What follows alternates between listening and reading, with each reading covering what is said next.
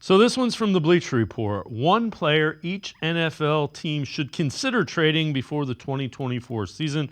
For the Browns, they say Dorian Thompson-Robinson. DTR will be hard-pressed to learn much from his spot on the practice squad, which is where he's headed. At this point, the best thing for both players and team may be another team expressing interest in an athletic young signal caller, while the potential to at least develop into a quality backup.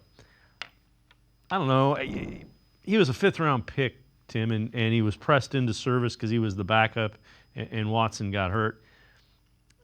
Fifth-round quarterbacks, you usually don't want them to see the field for a little bit. So I think he can still learn plenty. And the other thing is coming off a hip injury. Yeah, and I mean that's kind of what's going to hurt him, no pun intended, going into this offseason as we continue OTAs into mandatory minicamp is where he is recovering from his hip injury. And you're right, fifth round picks, especially quarterbacks, really don't expect to see those guys on the field. In some ways, you don't want those guys to see the field because those guys need a lot of development, especially if they're a quarterback. You know, there's a reason they kind of fall that far. Maybe they don't have that high of a ceiling, or they have just a lot of growth that still has to be made. And for DTR, I think part of the issue is just needs to get stronger, needs to fill out his body a little bit.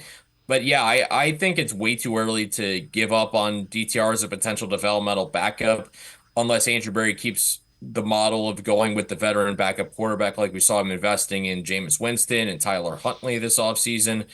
I don't know if DTR is going to go anywhere or should go anywhere. I think he should stay. The Browns should obviously keep him, keep working with him because there were plenty of flashes to build upon, especially that game-winning drive against the Steelers.